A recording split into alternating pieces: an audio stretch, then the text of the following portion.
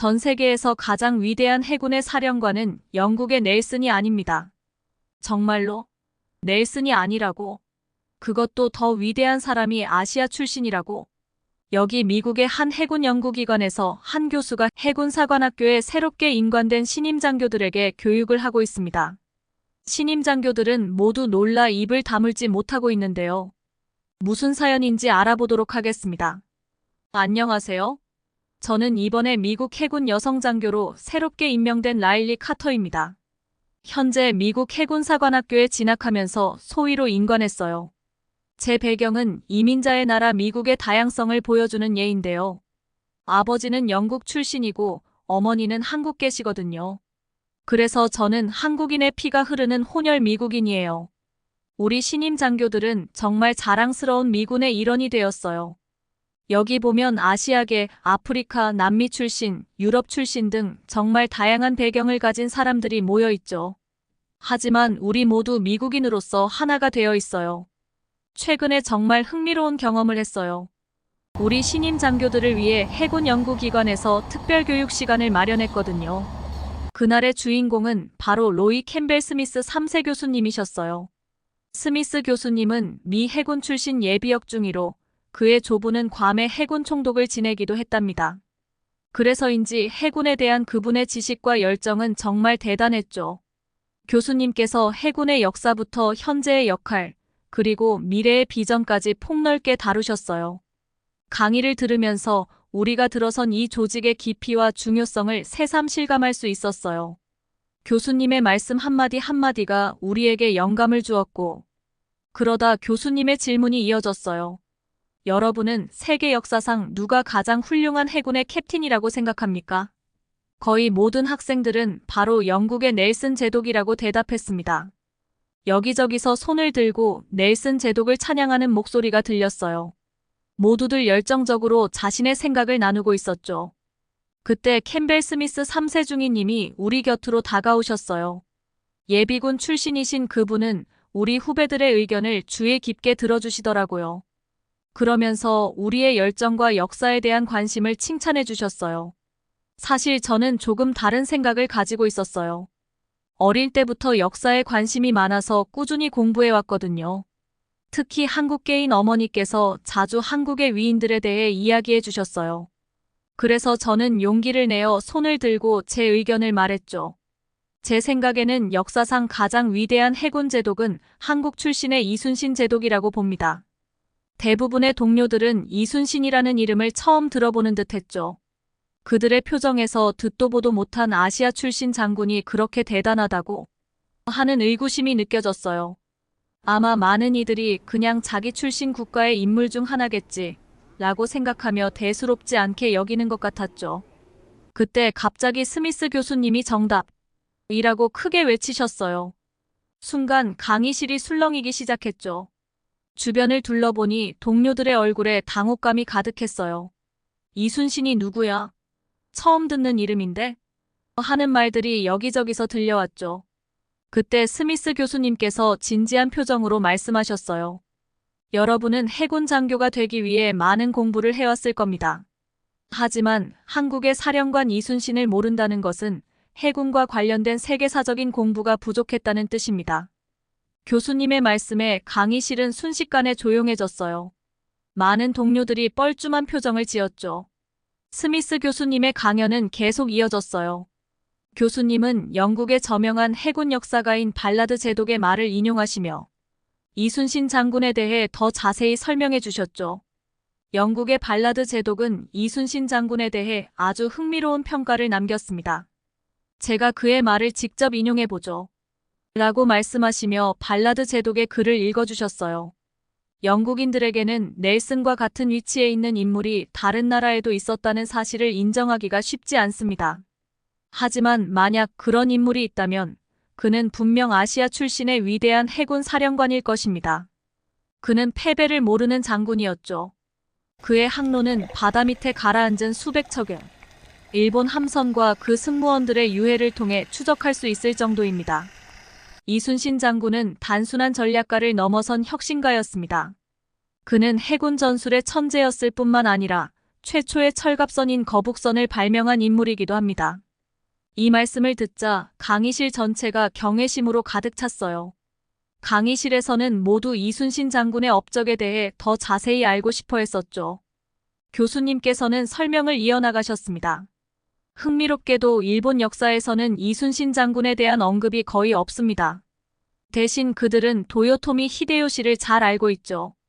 1580년대까지 일본에서 가장 강력한 인물이 된 히데요시는 야심찬 정복자였어요. 그의 탐욕스러운 눈길은 곧 한국과 중국으로 향했습니다. 1592년 히데요시는 대규모 침략을 준비했어요. 오늘날 우리가 대동아 공영권이라고 부를 법한 일본의 야망이 시작된 거죠. 하지만 그들은 예상치 못한 상대를 만나게 됩니다. 이순신 제독은 이미 이 침략의 소문을 듣고 대비하고 있었어요. 그는 비밀리에 동양에서 전례 없는 혁신적인 전함을 설계하고 건조했습니다. 이 배는 정말 대단했어요.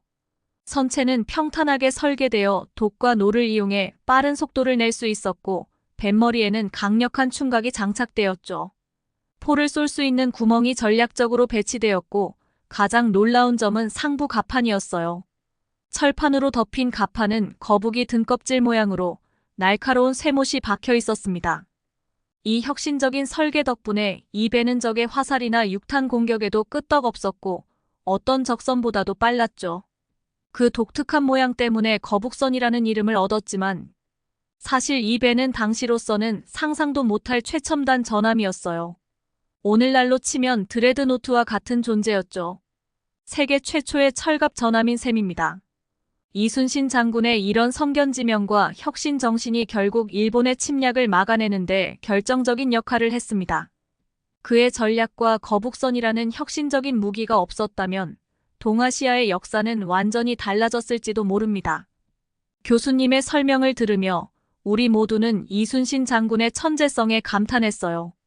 단순히 뛰어난 전략가였을 뿐만 아니라 시대를 앞서간 혁신가였다는 사실이 놀라웠죠. 스미스 교수님께서는 우리에게 더 넓은 역사적 맥락을 설명해 주셨어요. 여러분, 우리가 잘 알고 있는 넬슨 제독의 활약상은 1805년 나폴레옹 전쟁 때의 일입니다. 하지만 그보다 무려 213년 전인 1592년, 동아시아에서는 이미 대규모 국제해전이 벌어지고 있었다는 사실을 아시나요? 우리 모두 놀란 표정으로 교수님의 말씀에 귀를 기울였어요. 이 전쟁은 임진왜란이라고 불립니다. 처음에는 일본의 히데요시가 한국을 침략하면서 시작됐지만 곧 그의 최종 목표였던 중국까지 전쟁에 개입하게 됩니다. 결과적으로 한국, 일본, 중국 3개국이 참여한 대규모 국제전으로 발전했죠. 이 전쟁은 단순한 지역 분쟁이 아니었습니다. 동아시아의 패권을 둘러싼 거대한 전략 게임이었죠. 일본은 대륙 진출을 노렸고 중국은 자국의 영향력을 지키려 했으며 한국은 생존을 위해 싸워야 했습니다. 이 과정에서 이순신 장군의 해전 전략과 거북선이 결정적인 역할을 했던 겁니다. 우리 신임 장교들은 이 이야기에 완전히 빠져들었어요. 유럽 중심의 해군 역사만 알고 있던 우리에게 동아시아에서 이렇게 큰 규모의 해전이 있었다는 사실은 충격적이었죠. 스미스 교수님은 계속해서 임진왜란의 세부적인 상황을 설명해 주셨어요. 자, 이 전쟁에서 주목해야 할 중요한 점이 있습니다. 바로 일본의 육군과 해군 사이의 극명한 대조예요. 일본의 육군은 정말 대단했습니다. 그들의 철저한 준비와 신속한 행동력은 놀라웠죠. 부산에 상륙한 후 최단 시간 내에 서울을 함락시켰으니까요. 당시 일본 육군의 전력은 그야말로 압도적이었어요. 조선의 왕과 조정은 급히 피난을 떠났고 한반도 전체가 일본군의 무자비한 침략에 시달렸어요. 하지만 바다에서는 상황이 완전히 달랐어요. 일본은 섬나라였기 때문에 점령한 서울이나 주둔지인 평양으로 전력과 보급품을 바다를 통해 보내야 했습니다. 여기서 조선의 반격이 시작됐죠.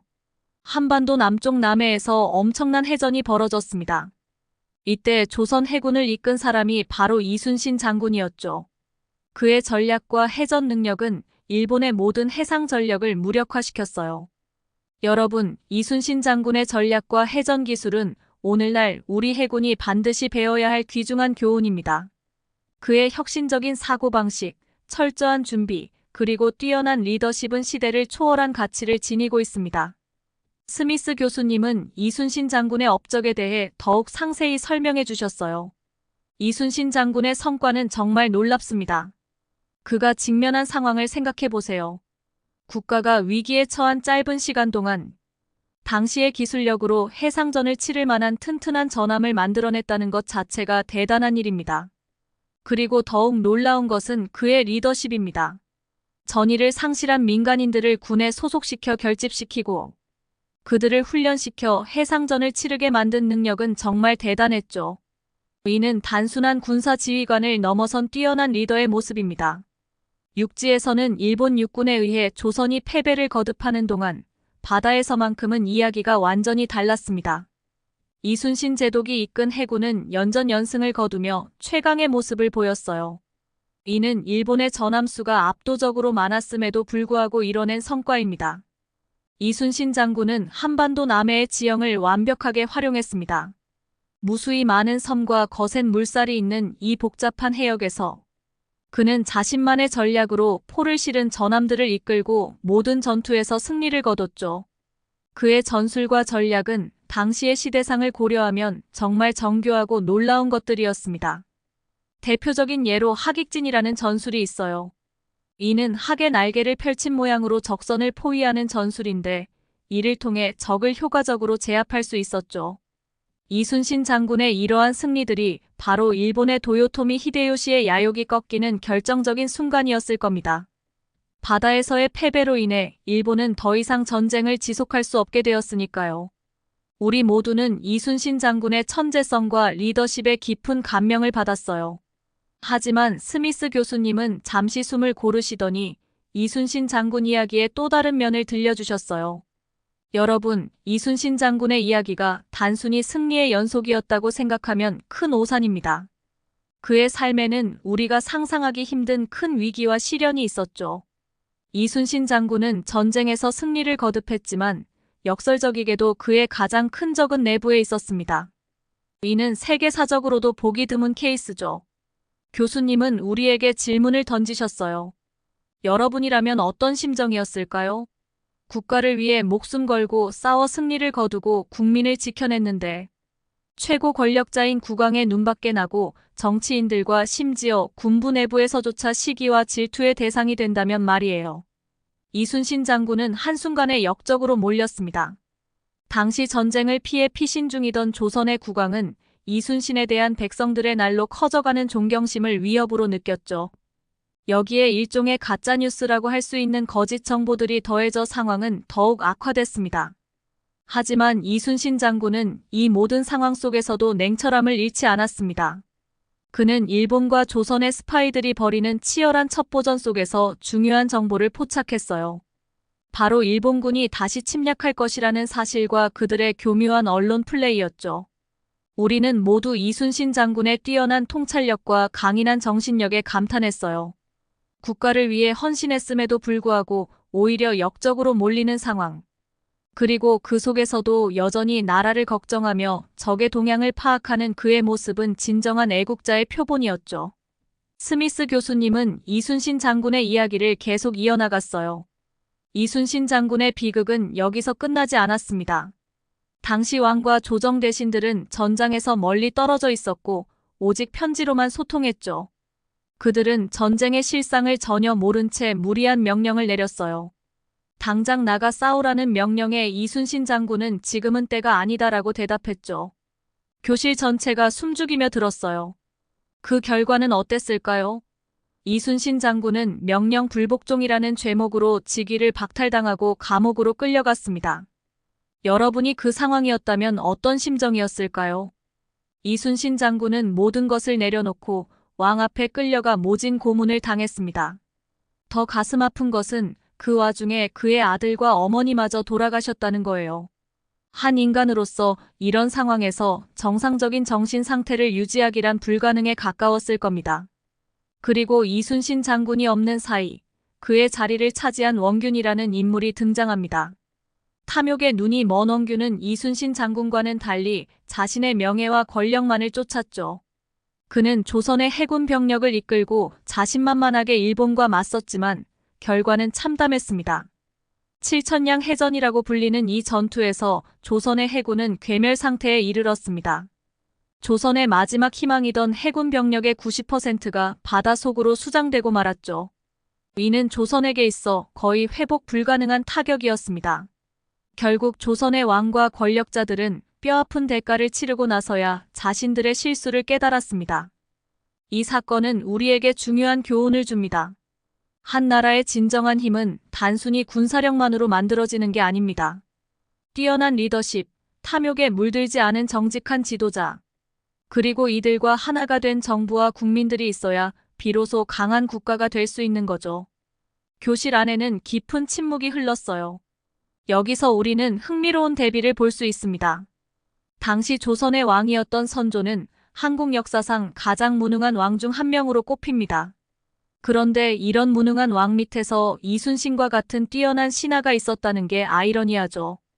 결국 왕은 자신의 실수를 인정할 수밖에 없었습니다. 죽을 만큼 고문했던 이순신에게 사과를 하고 다시 해군 사령관직에 복귀시켰어요. 이는 당시의 절박한 상황을 잘 보여주는 대목이죠. 스미스 교수님은 잠시 숨을 고르시더니 넬슨 제독과 이순신 장군을 비교하며 설명을 이어나갔어요. 여러분, 여기서 우리는 영국의 넬슨 제독과 이순신 장군의 가장 큰 차이점을 볼 수 있습니다. 넬슨은 말 그대로 금수저 출신으로 탄탄대로를 걸어온 인물이었죠. 그가 활약하던 1700년대 후반부터 1800년대의 영국은 대영제국 시절로 산업혁명을 거쳐 세계 최강의 국가로 군림하고 있었습니다. 넬슨이 해군 제독의 지위에 올랐을 때 그를 둘러싼 환경은 이미 완벽하게 갖춰져 있었어요. 최신식 전함, 풍부한 물자와 물류, 그리고 탄탄한 인프라까지. 당시 대영제국의 상황은 이순신이 살았던 조선과는 비교조차 할 수 없을 정도로 달랐었죠. 그야말로 극과 극의 환경이었죠. 반면 이순신 장군이 처한 상황을 한번 생각해 보세요. 해군 전함의 90%가 파괴되고 나라 전체가 만신창이가 된 상태였어요. 그는 이런 절망적인 상황에서 기세 오른 일본군을 상대로 싸워야 했습니다. 게다가 죽음의 공포에 시달려 흩어져 있던 민간인과 남은 병사들을 다시 모아 전쟁을 준비해야 했죠. 그의 심정이 어땠을지 우리는 상상조차 하기 어려울 겁니다. 저는 예비역 해군 출신입니다만 만약 제가 당시 이순신 장군의 입장이었다면 아마도 망연자실했을 것 같아요. 자살행위나 다름없는 전쟁을 앞두고 좌절했을 겁니다. 설령 포기하지 않았다 하더라도 앞날이 깜깜했을 거예요. 저희는 무슨 만화나 영화 같은 이야기인데 역사적 사실로 실제 존재한다는 것을 알게 되었을 때 정말이지 소름이 돋았습니다. 그리고 동시에 의문이 들었어요. 어째서 이순신 장군이 전 세계적으로 더 큰 존재감을 갖지 못했는지 말이죠. 교수님께 이야기를 들었을 때 해군이 가져야 할 정신이 무엇인지 깨닫기도 했습니다. 교수님께서는 계속 이야기를 이어나갔습니다. 절체절명의 순간 이순신 제독은 왕에게 편지를 올립니다. 신에게는 아직 13척의 배가 남아 있습니다. 이 한마디와 함께 그는 다시 한번 군사들을 결집시켜 바다로 나갑니다. 이 이야기는 몇 년 전 한국에서 개봉한 명량이라는 영화의 주제이기도 합니다.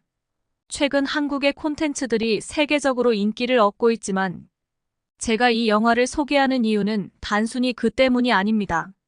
이 영화는 당시의 역사적 배경을 정확히 고증했고 교육적 가치가 매우 높기 때문이죠. 그리고 이제 가장 놀라운 부분입니다. 이순신 장군은 기세등등한 일본군의 333척 전함을 앞에 두고 단 13척의 배로 맞서 싸우기로 결심합니다. 그의 전략은 물살이 거센 좁은 바다 골목에서 싸우는 것이었죠. 교실 전체가 긴장감에 휩싸였어요. 그리고 믿기 힘든 일이 일어났습니다. 이순신 장군은 13척의 배로 일본 함대와 맞서 싸워 승리를 거둡니다. 이는 그야말로 기적과도 같은 일이었죠. 만약 이 전투에서 이순신이 패배했다면 오늘날의 한국은 존재하지 않았을 거라고 장담합니다. 이 기적 같은 승리를 바탕으로 조선군은 다시 일어섰어요. 마치 불사조처럼 말이죠. 조선군은 기사회생하여 중국의 명나라와 연합군을 구성했습니다. 그리고 이 연합군은 다시 힘을 모아 일본군을 몰아내기 시작했죠. 정말 영화 같은 이야기처럼 들리지 않나요? 교수님은 잠시 멈추고 우리를 바라보셨어요. 하지만 여러분, 이건 실화입니다. 놀랍게도 이 모든 것이 실제로 일어난 역사적 사실이에요. 그런데 여기서 주목해야 할 점이 있습니다. 이 전쟁은 단순히 한국과 일본의 전쟁이 아니었어요. 실제로 이는 동아시아 전체를 뒤흔든 국제전이었습니다. 도요토미 히데요시의 궁극적인 목표가 중국 정복이라는 사실을 알게 된 중국 황제는 뒤늦게 이 사실의 심각성을 깨닫고 전쟁에 참전했습니다. 결국 이 전쟁은 한국, 중국, 일본 세 개국이 맞붙은 대규모 국제전으로 발전한 거죠. 그런데 여러분, 연합군 내부의 상황도 그리 순탄하지만은 않았습니다. 명나라는 당시 상대적으로 우위에 있었기 때문에 조선을 낮춰보는 경향이 있었죠. 그래서 조명연합군의 최종 사령관 자리를 명나라의 진린 장군이 차지하게 됩니다. 하지만 진린 장군은 실제로는 꽤나 무능한 지휘관이었습니다. 그는 단순히 지휘권을 가졌다는 이유와 조선을 돕는다는 명분으로 왔을 뿐, 실전에서는 승승장구하던 이순신 장군에 비해 한참 부족했죠. 실제로 이순신 장군과 진린 장군 사이에 많은 갈등이 있었다는 증거들이 계속해서 발견되고 있습니다. 하지만 여기서 이순신 장군의 뛰어난 외교술과 리더십이 빛을 발하게 됩니다. 이순신 장군은 이런 어려운 상황에서도 현명하게 대처했습니다. 그는 진린 장군을 대제독이라는 칭호로 추켜 세우며 그의 체면을 세워주었어요. 동시에 이를 통해 자신의 실질적인 통제권은 잃지 않는 센스 있는 대처를 보여주었죠. 그리고 마침내 승승장구하던 조명연합군에게 좋은 소식이 전해집니다.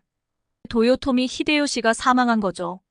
이로 인해 일본군의 사기는 급격히 떨어지기 시작했습니다. 이제 일본군은 더 이상 공격은커녕 본국으로 도망가기에 바빴던 시기였습니다. 이순신 제독은 후퇴하는 일본군을 그냥 보내줄 생각이 없었습니다. 그의 생각은 명확했죠. 끝까지 쫓아가 그들을 물리쳐야만 다시는 감히 침략할 생각을 하지 못할 거라고 믿었습니다. 그래서 시작된 것이 일본 최고의 사령관 고니시 유키나가를 추격하는 마지막 전투였습니다. 이 추격전에서 이순신 제독은 동양 역사상 가장 위대한 해상전사로서의 모습을 보여줍니다. 이순신은 단순히 전투를 위해 싸우는 것이 아니었습니다. 그는 조국의 침략과 약탈에 대한 정의로운 복수를 하고 있었죠. 적들에게 다가가면서 그는 이런 기도를 했다고 합니다. 교수님은 잠시 말을 멈추고 우리를 바라보셨어요. 그리고 천천히 무게감 있게 이순신의 기도를 들려주셨습니다. 오늘 나는 죽을 것이다. 이 일본군에게 한 번만 더 승리해 주시면 나는 만족스럽게 죽을 것입니다. 라고 기도를 했다 하죠. 이건 오늘날 한국인들의 전설처럼 내려오는 말이에요. 대호송대는 보통 그런 대형이 그러하듯이 느리게 움직였고, 이수는 더 빠른 거북선으로 그들을 추월하는데 아무런 문제가 없었습니다. 그는 다시 한번 평소처럼 질주하며 함대를 두 개의 다른 줄로 배치하여 일본군을 무너뜨리는 호두까기 인형처럼 공격했어요.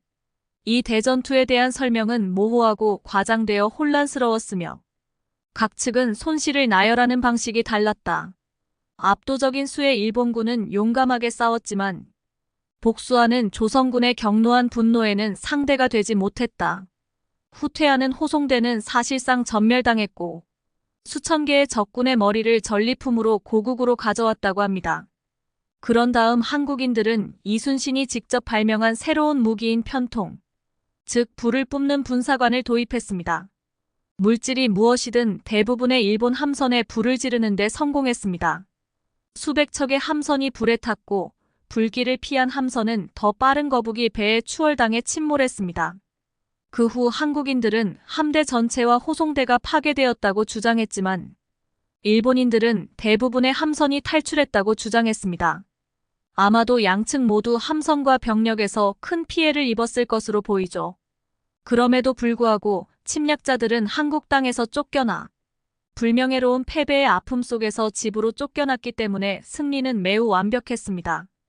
이 전투 이후 200년 동안 일본인은 사형을 감수하고 고국 경계를 떠나려고 하지 않았는데 이는 그들이 얼마나 철저히 패배했는지를 보여줍니다.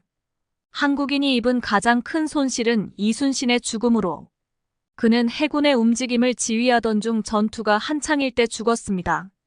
그는 적이 자기 나라에서 쫓겨났다는 사실을 알고 행복하게 죽었습니다. 여러분, 오늘날 역사는 우리 서양권 국가들에 의해 중점적으로 서술되어 있는 게 현실입니다.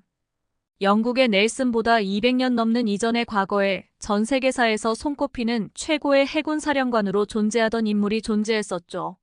흥미로운 건 이렇게 처참하게 당했던 일본에선 후에 이순신 제독을 가장 존경하는 위치에까지 이르게 되죠. 훗날 일본의 제국주의 시절 해군력이 강해지며 러시아와 중국을 이겼을 때 사령관들은 하나같이 이순신을 높이 평가하는 말들을 합니다. 아마도 자신들이 철저히 당했기 때문에 더 추켜 세운 걸 수도 있겠죠. 오늘날 미국의 해군은 전 세계 대륙에 진출하며 많은 영향력을 행사하고 있는 중이죠. 미군의 힘과 정신은 과거사를 통해 배워야 합니다. 언젠가 위기가 닥칠 수 있겠지만 이순신은 이 모든 역경을 뚫어내고 희생한 영웅이죠. 이런 게 바로 해군이 가져야 할 정신이라고 할 수 있겠네요. 스미스 교수의 강연에 소름이 돋았습니다. 모든 신임 장교들이 빠져들어 이순신 제독에 대해 배웠죠. 정말 말도 안 되는 인생 스토리라고 생각했어요. 왜 한국계 어머니가 자랑스러워하며 어릴 때부터 이야기를 해주셨는지 이해가 이제 되었어요. 구글과 한국의 역사 이순신 장군의 역사를 찾아가며 다시 읽어보기 시작했습니다. 저에겐 영국인의 피와 한국인의 피가 흐르고 있죠. 전 세계에서 가장 위대한 바다의 신과 같은 인물이 있는 민족의 피라는 생각이 들었어요. 언젠가 한국에 가보고 싶다는 생각이 들었어요. 구글에 검색을 해보니 한국의 서울 최중심부에 거대한 이순신 장군의 동상이 서 있다고 하더군요. 한국인들이 최고 존경하는 위인이라는 말에 그의 인생 스토리와 해군 사령관으로서의 일대기를 듣고 나니 해군에 발을 들인 제 자신이 자랑스러웠습니다. 앞으로 저 역시 죽을 때까지 존경하는 인물이 될 것 같네요. 오늘의 이야기는 여기까지입니다. 한국인 어머니로부터 들은 이순신 장군의 이야기에 미해군으로서 자랑스러움을 느끼셨다니. 사연을 들은 우리도 괜한 자부심과 뿌듯함이 느껴지네요. 절대 잊지 말아야 할 우리 민족의 영웅 이야기를 들어봤네요. 이순신 장군의 정신을 잊지 말았으면 하는 바람으로 응원하겠습니다. 오늘의 영상과 내용이 좋았다면 구독과 좋아요, 알림 설정까지 부탁드리겠습니다. 다음에 인사드릴게요. 감사합니다.